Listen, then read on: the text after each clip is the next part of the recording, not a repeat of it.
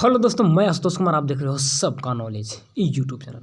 आइए हम लोग वन शॉट स्टार्ट करते हैं क्लास 12 के लिए। और स्पेशली आपका मैक्रो होगा, ठीक है। माइक्रो का सब कुछ हो गया तो वन शॉट में समाप्त करेंगे एक वीडियो में सबको। और इसका जो फर्स्ट वीडियो था मैक्रो का, तो कल मैंने आपको टेलीग्राम पर भेज दिया था, उसको आप जरूर देख लीजिएगा। वहाँ से ऑब्जेक्टिव बनेंगे, मैक्रो का अधिकतर ऑब्जेक्टिव वहाँ बनेगा, क्योंकि वहाँ पर आपको मैं EMI general theory of employment interest यानी केनीस के बारे में बताया था। वहाँ पे आपको नेशनल इनकम का कौन थी रोबोट, सॉरी ये इसका नाम का, हाँ, एडम स्मिथ के बारे में बताए थे। An inquiry into the nature and wealth of nation का बुक के बारे में। और बहुत सारे ऑब्जेक्टिव और बनेंगे, तो वहाँ से जरूर पढ़ लीजिएगा। मार्केट का कंडीशन, फिर एक डिमांड सप्लाई का था, तो उसको देख लेना। एक वीडियो का ऑब्जेक्टिव सब हो जाएगा। कुछ यहाँ से हम लोग रिवीजन करते चलेंगे। चलिए, मैक्रो इकोनॉमिक्स क्या है, मैक्रो का डिफरेंस वगैरह सब बहुत पहले बता दिए थे। तो अभी सिर्फ हम लोग मैक्रो को देखेंगे, ठीक है। तो यहाँ से ऑब्जेक्टिव भी बन रहा है, ऑब्जेक्टिव भी देगा एग्जाम में। या तो मैक्रो का तो दिए, मतलब अलग सेपरेट यूनिट भी नहीं दिया, कोई कुछ भी देगा तो यहीं से ऑब्जेक्टिव भी दे सकता है, सब्जेक्टिव नहीं देगा, ठीक है। लेकिन अलग से सेपरेट में ब्लूप्रिंट में तो नहीं दिया है इसके। माइक्रो दिया तो माइक्रो मिला कर ही देगा, ठीक है। चलिए, ये deals with the aggregate of economy, हम लोग भी जानते हैं, ठीक है। The word macro come from, ये सब ऑब्जेक्टिव बनेगा। मैक्रो जो वर्ड से आया है ग्रीक वर्ड से, ग्रीक वर्ड मैक्रो से, जिसका मतलब क्या होता है, लार्ज होता है, ठीक। Branch of economy study with economy relationship of the क्या, of a country as a whole देखता है, जैसे total consumption, saving, national income के बारे में, investment and principal policy related to achievement of full employment के बारे में। तो क्या क्या पॉलिसी बने, क्या क्या नियम बने, तो उसके बारे में जांच पड़ताल करता है। एंड एक्सपेंशन ऑफ प्रोडक्टिविटी कैसे बढ़ाया जाए।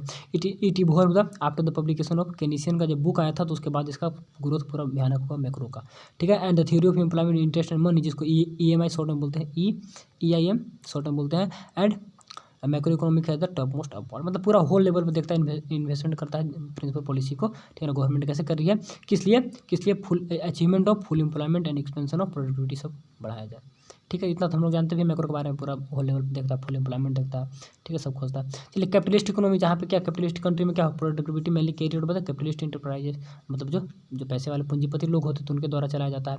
And doing well is the result of doing good, यानी कि जो डूइंग गुड, हम लोग अच्छा काम करेंगे तभी अच्छा रिजल्ट हम लोग को आ पाएगा, ठीक है। डूइंग गुड रिजल्ट ऑफ अच्छे काम का अच्छा रिजल्ट यहाँ पर मिल रहा है, ठीक है। चलिए, तो what capitalist about Ralph Weldon Emerson, ये बोले थे, तो इनका डायलॉग याद रखिएगा, ठीक है, कथन है।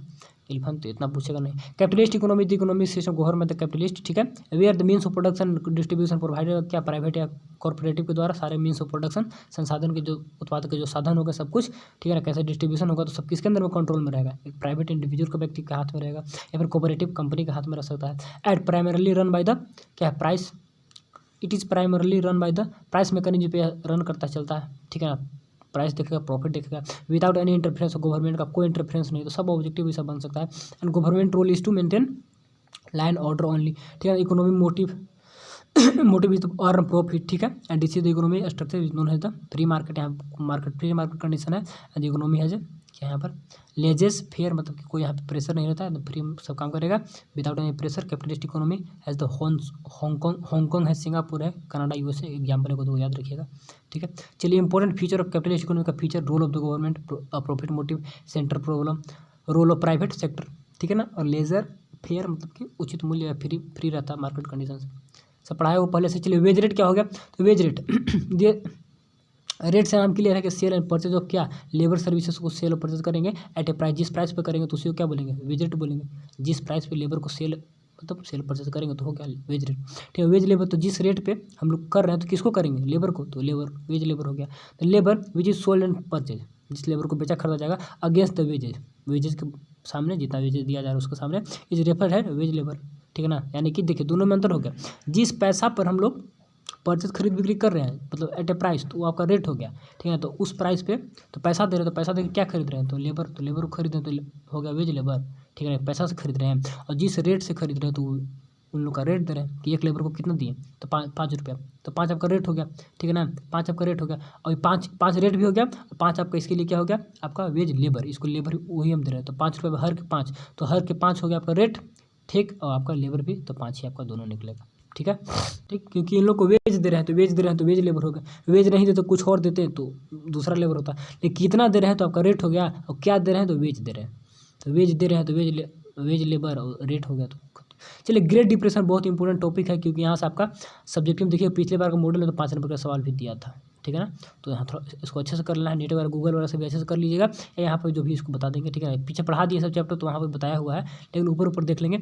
Great depression is situation of 1999 में हुआ था, ठीक है। क्लास 9th में सब लोग अच्छे से इसको पढ़े हैं। सब्सिक्वेंट ईयर सादा output and employment level in the country of the world has well, output income level सब कुछ बढ़ गया था उस समय। अचानक क्या हुआ था ना, पूरा सब इन्वेस्टमेंट कर दिया था, तो बहुत ज़्यादा आउटपुट बढ़ा, बहुत आउटपुट बढ़ा, लेकिन लास्ट में एकदम सडन डाउन हो गया अचानक, क्योंकि लोगों के पास वहाँ मार्केट का सिस्टम नहीं था, लोगों के पास पैसा मनी नहीं आता, मनी नहीं आया तो इनकम जनरेट नहीं हो पाया ना, तो धीरे धीरे कंजप्शन उन लोग कम किया, तो प्रोडक्शन इनकम सब कम हो गया था, ठीक है। तो पिछले वीडियो का लिंक जो भेजे थे उसको देख लियो, वहाँ पर अच्छे से ग्रेट डिप्रेशन के बारे में बताया। Great depression is the worst economy downward, ठीक है ना। सब इन्वेस्टमेंट तो कर दिया था, लेकिन लोगों के पास पैसा नहीं होने के कारण लोगों ने उसको कंज्यूम नहीं किया, तो एक्सपेंडिचर नहीं हुआ, तो किसी का इनकम नहीं बना, तो फिर इकोनॉमी डाउन हो गया, ठीक। तो हिस्ट्री में सबसे वर्स्ट, सबसे बुरा कंडीशन हुआ था, ठीक है।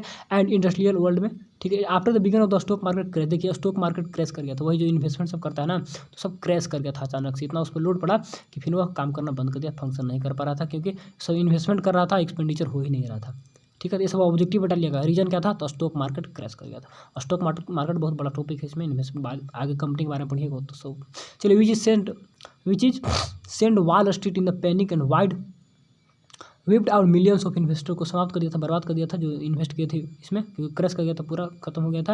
And the 21st century the great depression is commonly known as the example of how far the economy can decline, कैसे इकोनॉमी डिक्लाइन किया था, तो उसके बारे में भी, ग्रोथ रनिंग में किया स्टार्टिंग में, ठीक है, लेकिन फिर अचानक डिक्लाइन कर गया था।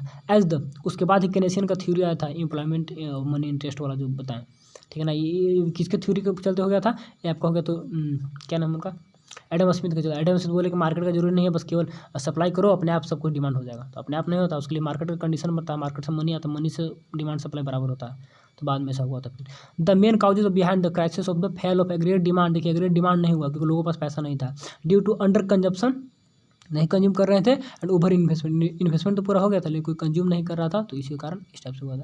And aggregate supply as the greater has the aggregate demand, supply बहुत ज़्यादा होगा, डिमांड हो ही नहीं रहा था, एज द रिजल्ट इनटू क्या है, डिप्रेस्ड एक्टिविटी, तो नीचे सब चला गया। And due to under consumption and over investment, consumption नहीं, इन्वेस्टमेंट ज़्यादा, ठीक। तो स्टॉक फिनिशेस गुड्स स्टार्टेड पर, जो स्टॉक में गुड्स फिनिश थे, तो ये सब स्टॉक में क्या हो गया, पूरा बहुत ज़्यादा होगा। अब स्टॉक में कोई भी इन्वेस्टमेंट करा तो बहुत ज़्यादा इन्वेस्टमेंट हो गया, कोई भी गुड्स का, कुछ किसी का पैसा भी इन्वेस्ट करे, कुछ भी इन्वेस्ट करे स्टॉक में, तो स्टॉक फिनिश गुड्स, तो ये भी आपका बहुत ज़्यादा ओवरलोड हो गया था, पैसा लोग लगाना स्टार्ट किया, लेकिन काम नहीं हो पाया था। एंड विच इज पहले पर इकट्ठा हो गया और कंज्यूम हो नहीं रहा था, तो as a which result in the low price level, तो ज़्यादा इकट्ठा गुड्स कर दिया, ठीक है। एक तो इन्वेस्टमेंट कंपनी में भी कर रहा था, तो कंपनी वहाँ भी लॉस, और मार्केट में भी जमा कर दिया सब कुछ, लेकिन खर्च नहीं हो रहा था, दोनों गुड्स में भी पैसा भी इन्वेस्ट जो बड़ा बड़ा कंपनी में किया जाता, तो वहाँ भी, तो दोनों कर से कुछ नहीं हो रहा था, इसीलिए क्या हुआ, लो लेवल हो गया, तो इसके लिए कंसिक्वेंटली लो लेवल का प्रॉफिट हो गया। तो money in the economic converted into unsold stock of finish goods, अब जितने पैसे थे तो क्या किस में बन गए, unsold stock of finish goods, अब बिक ही नहीं रहा है, बिकेगा तो ना पैसा आएगा, तो पैसा लोगों के पास है नहीं कि वो लोग खरीदेंगे, बहुत सिचुएशन बुरा हो गया था। At the lead to acute fail in the employment में कमी आ गया, and hence the income level भी आपका गिर गया। उसके बाद क्या होगा, the economic goods the demand for the goods in economy as low and the production was lower leading to unemployment हो गया, इसके कारण हो जाएगा। यूएसए में रेट देखा गया था, क्या इंक्रीज किया 3 से 25% तक रोजगार, वहाँ पर अनएम्प्लॉयमेंट का रेट बढ़ गया था। And great depression has the on implication, कुछ और अपनी इम्प्लीकेशन है, इंपॉर्टेंस इन इकोनॉमी है, ठीक है। देखिए दोनों कंडीशन, स्टॉक मार्केट क्रैश करना और फिर गुड सर्विस का जमा कर देना इकट्ठा, इसका मतलब कंजप्शन नहीं हो रहा था, क्योंकि लोगों के पास पैसा नहीं था, मार्केट का सिस्टम उस समय नहीं था सही, ठीक है, इस टाइप से हुआ था। और it leads to the failure of the classical approach of economy, देखिए क्लासिकल वही एडम स्मिथ का अप्रोच बर्बाद हो गया था, तो बाद में बिलीव ऐसा माना गया कि market is the force of demand and supply, demand supply के लिए मार्केट ही, ऐसा माना गया, believe in the market, market में विश्वास लोग किए, मार्केट रहेगा तो डिमांड सप्लाई काम करेगा अच्छे से, ठीक है ना। तो मार्केट यहाँ पर, तो मतलब जो विश्वास करते थे मार्केट फोर्स डिमांड सप्लाई पे, तो pave the way of emergence of Keynesian approach आया था, जो ऊपर बताए थे, it was the incidence of the provided economist which is the sufficient evidence of the निकोराइज the macro economics has the separate branch of economics, तो वहीं के बाद मैक्रो का एक अलग ब्रांच, और मैक्रो का फादर भी आपका कौन आ गए थे, उनका क्या जेम किनिस, तो वही 1936 में उनका बुक भी आया था। The causes and effect of relationship great depression, क्या क्या हुआ, देखिए यहाँ पर समराइज किया हुआ है।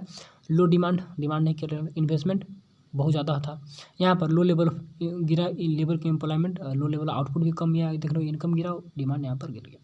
इतना डीप में देगा नहीं, लोग में आपको क्या करेगा, सिर्फ पूछेगा कब हुआ था, ठीक है, रीजन क्या थे, तो स्टॉक मार्केट में क्रैश कर गया था, ठीक है ना, सप्लाई ज़्यादा थे, डिमांड कम था, ठीक है। तो यहाँ पर कुछ यहाँ पर मेन पॉइंट था कि aggregate demand due to the under consumption and over investment ज़्यादा थे, ठीक है ना, aggregate demand of the greater the aggregate supply.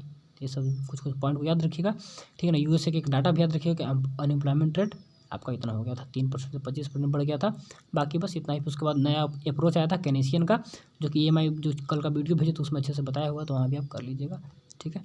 चलिए इंटरप्राइजेज, ये बहुत बहुत बड़ा टॉपिक है, ग्रेट डिप्रेशन के बारे में पढ़िएगा तो बहुत डीप में चल जाएगा, बहुत और भी फैक्टर हैं बहुत सारे, लेकिन ज़्यादा यहाँ पे डिस्कस नहीं किया गया।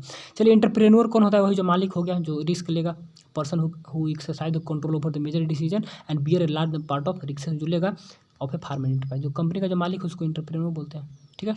चलिए इसके बाद revenue, the money that earn is called revenue, यहाँ पे आर होगा, इस लिख दिया है। चलिए इन्वेस्टमेंट एक्सपेंडिचर क्या होगा, सिंपल सा है कि वन शॉट में जल्दी से बात खत्म करेंगे। यहाँ पे क्या है, इन्वेस्टमेंट एक्सपेंडिचर क्या होगा, expenses which rises productive capacity is called investment expenditure, क्योंकि हम लोग इन्वेस्टमेंट करें तो प्रोडक्टिविटी कैपेसिटी बढ़ेगा, तो इन्वेस्ट करें तो इन्वेस्टमेंट हो गया, सिंपल मशीन वगैरह खरीदेंगे, लगाएंगे, बिल्डिंग बनाएंगे। मेजर सेक्टर ऑफ इकोनॉमी, कौन कौन से सेक्टर होते हैं, 4 सेक्टर पर याद रखिएगा। Macroeconomics the foundation of macroeconomics analysis, household sector, business sector जिसको फार्म सेक्टर बोलते हैं, गवर्नमेंट सेक्टर और फॉरेन सेक्टर, यानी कि फॉरेन सेक्टर यानी कि external sector. And this 4 function are responsible for the expenditure on the gross domestic product, ठीक है। यही चारों पे ग्रोस जीडीपी बढ़ता है, जीडीपी क्या है तो अच्छे से समझ गए, नेशनल इनकम पढ़े थे हम लोग। And the 4 major sector of economy according to कौन, household, firm, business, government और एक्सटर्नल सेक्टर होगा। तो थोड़ा सा इसको देख लीजिए, जल्दी से वीडियो को समाप्त करेंगे, ठीक है। तो एक्सटर्नल सेक्टर नोट्स को टेलीग्राम पर सेंड कर दिए, पढ़ लीजिएगा। चलिए this can be summarised below factor, देखिए आपको हाउस होल्ड हो गया, फार्म हो गया, गवर्नमेंट हो गया, थोड़ा थोड़ा देख लेते हैं इन लोगों के बारे में क्या क्या बोल रहा है। हाउस होल्ड सेक्टर मीन्स क्या, सिंगल इंडिविजुअल या ग्रुप ऑफ इंडिविजुअल, अपने घर के बात हो रहा है, ठीक है। हु इंडिपेंडेंटली टेक डिसीजन, खुद से ले सकता है रिगार्डिंग देयर इकोनॉमिक एक्टिविटी, घर में क्या कर रहा है, कैसे क्या खर्च करना है, कहाँ इकोनॉमिक एक्टिविटी जितने भी होंगे, इनकम खर्च, तो सब कुछ अपने खुद से डिसीजन लेगा। एंड द कंजप्शन प्रोडक्शन के बारे में, ये सब इकोनॉमिक एक्टिविटी है, ठीक है ना, तो सिंगल व्यक्ति लेगा या ग्रुप ऑफ जो घर के जितने सदस्य हो उस टाइप से। एंड हाउस होल्ड मैंने एक सिंगल परिवार समझिए, ठीक। And house hold sector bye goods and service को खरीदेगा भी हाउस होल्ड सेक्टर, ठीक है ना, कंजप्शन के लिए। And also supply factor of production भी देगा, घर से लोग काम करने भी जाएंगे, लेबर लैंड सब भी देगा, कैपिटल वगैरह सब कुछ देगा। एंड इसके बाद हाउस होल्ड प्रोवाइड और क्या करता है, मार्केट भी फॉर आउटपुट ऑफ फार्म। अब फार्म का जो आउटपुट बना तो उसके लिए मार्केट का प्रोवाइड हाउस होल्ड करेगा, हाउस लोग ही ना, लोग काम करने भी जा रहे हैं, ठीक है, लोग मार्केट के भी काम करेंगे, गुड्स और सर्विसेज को भी खरीदेंगे, तो बहुत काम करे, सब काम यहाँ पे कर रहा है, ठीक। तो इन शॉर्ट में इसको क्या बोल सकते हैं, this sector include everyone, consumer, people, every member of the society, सब इसमें कंक्लूड है। अब हाउस होल्ड है तो हाउस होल्ड में 2-4 व्यक्ति है, पूरा सोसाइटी भी रह सकता है, ठीक है।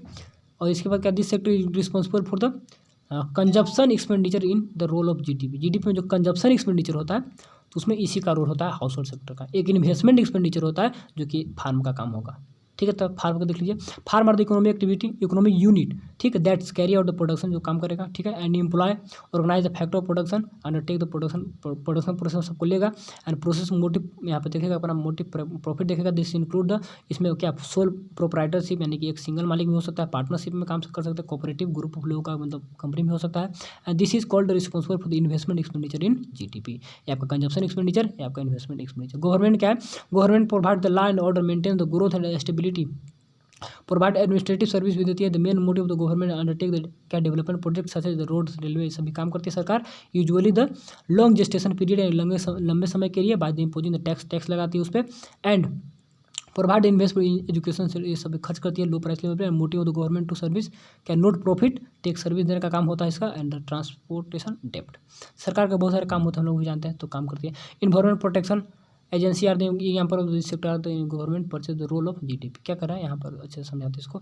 करा governmental protection agency are examples, it's example, और जितने भी प्रोटेक्शन एजेंसी है सरकार के, जैसे कि आरबीआई हो गया, जैसे कि आपका और भी एजेंसी के बारे में क्या नाम, बहुत सारे एजेंसी हो, जैसे आरबीआई, मनरेगा हो गया आपका, एयर इंडिया, सब सरकारी है, रेलवे वगैरह तो गवर्नमेंट सब काम करती है। This sector responsible for the government purchase in role of GDP, GDP में सरकार क्या खरीद रही है, तो इस सेक्टर काम। एक्सटर्नल सेक्टर एक्सपोर्ट इम्पोर्ट आ जाएगा, सिंपल सा, engage in the export and import of the service, ठीक है। डोमेस्टिकली प्रोडक्ट गुड्स को हम लोग बेचेंगे, sold in the rest of the world, and it is called export, इसको बोलेंगे जो बेचेंगे। And goods service purchase from the rate, जो खरीदेंगे तो उसको क्या, इसको इम्पोर्ट बोलेंगे, जो बाहर से खरीदेंगे। Apart from export and import के अलावा क्या होता है, there can be inflow of goods की ना country inviting the capital from foreign country, बाहर से कंट्री अंदर आएंगे तो इनफ्लो ऑफ गुड्स, गुड्स अंदर आ रहे हैं, आउटफ्लो मैंने बाहर जाएगा, आउटफ्लो ऑफ फॉरेन कैपिटल, यहाँ से क्या होगा investment in the foreign country, बाहर में इन्वेस्टमेंट कर रहे हैं, ठीक है। ठीक, तो बाहर कंपनी लगा दिया। This expenditure gross domestic purchase accountability foreign, या इस लाइन को अच्छे से समझा दे रहा, क्लास आपका एंड होगा। तो foreign the expenditure on the gross domestic product attribute to the foreign sector is net export, जो भी इसमें एट्रीब्यूट जिसका सहयोग रहता है तो नेट एक्सपोर्ट में होता है, तो एक्सपेंडिचर इसी पर खर्च होता है। सिंपल सा था, एक्सपोर्ट इंपोर्ट याद रखिए, सरकार मेंटेन करेगी ला ऑर्डर, कुछ बेसिक फैसिलिटी देगी, फार्म आपका प्रोडक्शन का काम करेगा, ठीक है, और हाउस होल्ड आपका कंजप्शन वगैरह सबका काम करेगा। 4 सेक्टर हैं, चारों सेक्टर को थोड़ा सा माइंड में रखिएगा, एक बार पढ़िएगा। आपका वीडियो मात्र 15 मिनट में समाप्त कर दिए, रिवीजन कर दिए, खत्म कर दिए, ठीक है। पिछले वीडियो 2 वीडियो मतलब 1 घंटा बनाए थे, आप 15 मिनट में रिवीजन कंप्लीट और अच्छे से बता दिए, कोई दिक्कत नहीं होगा, पढ़ लीजिएगा, सब मस्त हो जाएगा, ठीक है। तो मिलेंगे अगले वीडियो को लाइक कर दीजिएगा। Thanks for watching and best of luck.